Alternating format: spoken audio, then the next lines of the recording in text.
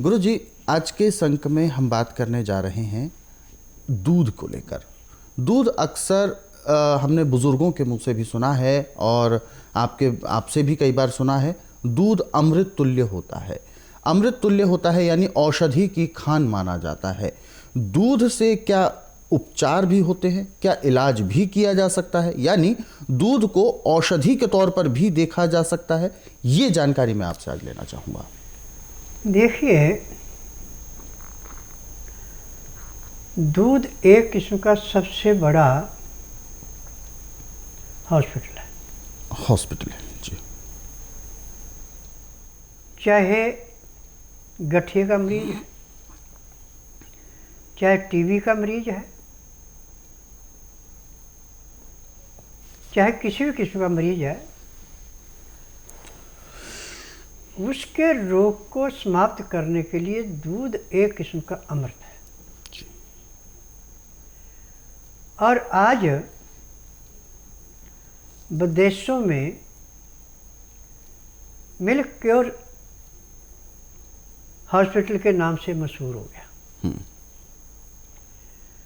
और दूध कभी किसी को निराश नहीं होने देता। हर एक रोग की पकड़ ऐसे करता है जैसे चुंबक लोहे को पकड़ता है। चाहे वजन घटाना है, चाहे वजन बढ़ाना है, उसमें भी दूध से बढ़ के कोई संसार में दूसरी इतनी अच्छी वस्तु नहीं है जो तेजी से वजन बढ़ाए या घटाए। परंतु इसके लेने के तरीके उसके रोग के अनुसार है। जैसे गठिया का रोगी है, इसका उपचार दूध से करना हमने तो हमें गाय का या बकरी का दूध चाहिए, इसके अलावा और कोई दूध नहीं चाहिए। 100 ग्राम दूध में 50 ग्राम अदरक का रस मिलाना है और 50 ग्राम लहसुन पीस के दूध के अंदर उबालना है। जब लहसुन को दूध के अंदर उबाल लिया, नीचे उतार लिया और इसका दूध का टेम्परेचर 15 से 18 डिग्री रह गया तो 50 ग्राम इसके अंदर अदरक का ताज़ा रस निकाल के मिलाना। अब रोगी को कहना कि इस एक गिलास को पीने में आधा घंटा लगाओ, सिप सिप करके पिएगा। पीते पीते उसके चेहरे की रंगत बदलती जाएगी, क्योंकि जो नसों के अंदर फेफड़ों में जहाँ पे नज़ला जमा था, वो अदरक, लहसुन और दूध उसको ऐसे पिघलाता है जैसे अग्नि के पास घी पिघलता है। और जब रोगी को सांस नॉर्मल आना शुरू हो जाता है तो हर जगह की बीमारी ऐसे साफ होती है जैसे कूड़े करकट के ढेर को माचिस की तिल्ली जला के समाप्त करती है। आज दूध के द्वारा बच्चा, बूढ़ा, जवान कोई भी है, जब डॉक्टर हकीम सब हार जाएं कि इसका उपचार नहीं है, तो दूध के अंदर लहसुन और अदरक और शहद, ये 3 चीज़ें मिला के उसको देना शुरू करते हैं। और हर 3 घंटे बाद 100 ग्राम दूध उसको देना है। 50 ग्राम उसके अंदर अदरक का रस मिलाना, 150 ग्राम बन गया। और 20 ग्राम उसमें लहसुन उबाल के देना है उसको। परंतु लहसुन को पहले पीस लेना, तब उबालना दूध में। जब इसको पिएगा तो पैर के तलुए से सिर के बाल तक की सब नस नाड़ियाँ ऐसे खुलती हैं जैसे ताले बंद को चाबी लगा के ताला एकदम खुलता है, ऐसे नसें खुल जाती हैं।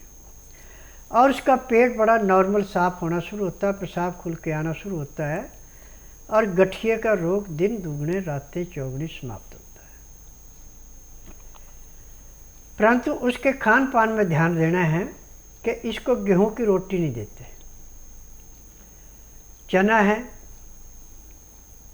जौ है, बाजरा है, मूंग है, मोठ है, मक्का है, चुलाई, सिंघाड़े, ये सारी चीज़ें आप अपनी इच्छा के अनुसार कम ज़्यादा भी ले सकते हैं, बराबर भी ले सकते हैं। इन सब चीज़ों को पहले पानी से अच्छी तरह धो के सुखा लें। सुखाने के बाद इसके अंदर 50 ग्राम अजवाइन भून के, 100 ग्राम तिल भून करके मिला दें। फिर इसका आटा पिसाएं, चाहे दलिया पिसाएं। यदि इस आटे की रोटी खिलाते हैं और खाना खाते समय 2 गिलास गर्म पानी, लहसुन, प्याज, अदरक का रस मिला के गठिया के रोगी को देते हैं, तो जो चारपाई पे एड़ियाँ रगड़ने के लिए मजबूर था, 3 दिन में वो काम धंधे पे जाने के लिए तैयार हो जाएगा। परंतु जब तक उसका गठिया पूरा ठीक नहीं हो तब तक इस क्रिया को करते जाएं और उसको जितना ज़्यादा से ज़्यादा लोन बलोन कर सके। देखिए, लोन बलोन एक ऐसी प्रणाम है जो कि खाना खाने के बाद, पानी पीने के बाद, सोए सोए, बैठे बैठे, खड़े खड़े कभी भी कर सकते हैं। और लोन बलोन से जितनी फेफड़ों में ऑक्सीजन ज़्यादा जाएगी, जितना खून ज़्यादा साफ होगा, उतना लाभ होगा। हमें प्राणायाम में कपालभाति कम से कम 1 घंटा रोगी के लिए, स्वास्थ्य के लिए आधा घंटा। अग्निसार 15 से 20 बार, उज्जयी 25 से 30 बार, भ्रमणी 30 से 35 बार, और लोन बलोन ये आप किसी टाइम भी कर सकते हैं। खाना खा के करें, पानी पी के करें, सोए सोए करें, खड़े खड़े करें, बैठ के करें। इससे आपको लाभ दिन दुगने रातें चौगुनी मिलता है। कपालभाति अंदर जाके ऐसे गर्माश पैदा करती है जैसे ठिठुरते प्राणी को गर्म पानी में बिठा करके उसको राहत मिलती है। ऐसे कपालभाति करने से पैर के तलुए से सिर के बाल तक की सब नस नाड़ियों में ताकत मिलती है।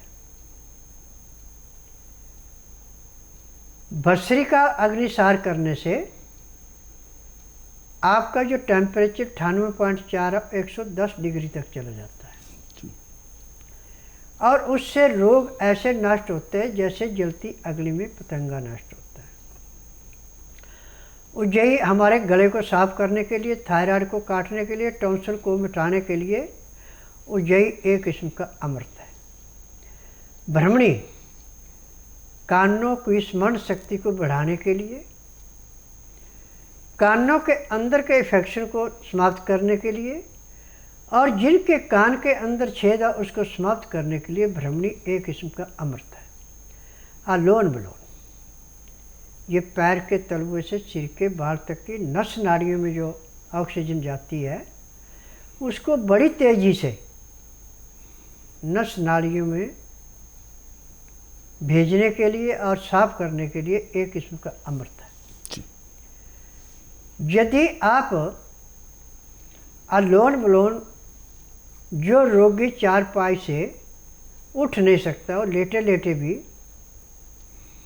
आधा पौना घंटा 8-10 बार दिन में कर लेता है तो 3 दिन में चारपाई छोड़ के चलना फिरना शुरू कर देता है। आज पूरे संसार के अंदर रोग हमारे गलत खान पान से, गलत रहन सहन से, बेटाइम में सोने से, बेटाइम में उठने से पैदा हो रहा है।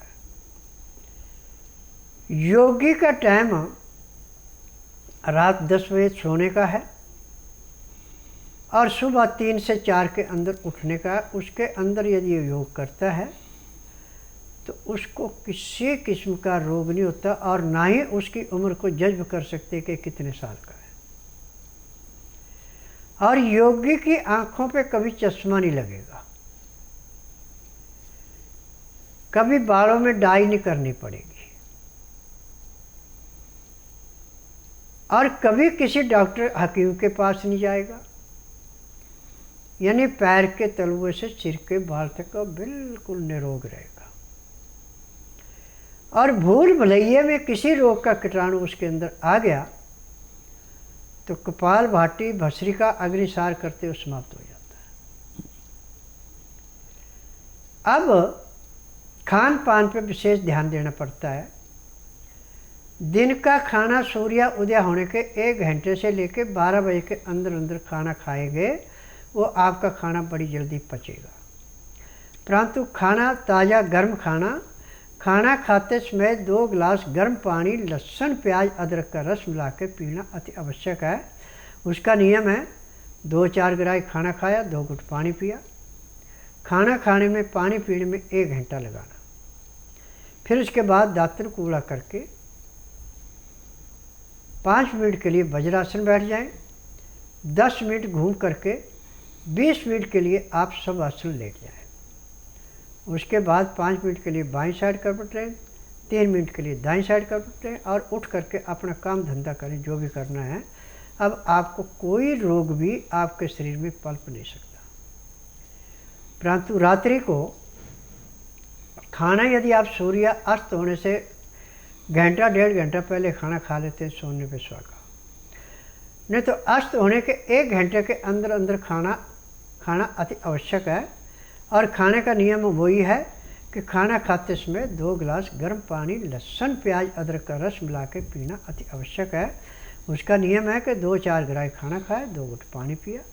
फिर 2-4 ग्रास खाना खाए, 2 घुट पानी पिया। पानी पीने में, खाना खाने में आप 1 घंटा लगा देते हैं।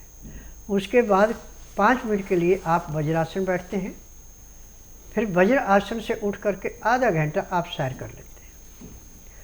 उसके बाद घंटा 1.5 घंटा आप विश्राम करते हैं। उसमें चाहे धार्मिक किताबें पढ़ें, धार्मिक सीरियल देखें, अपने पराये से बातचीत करें।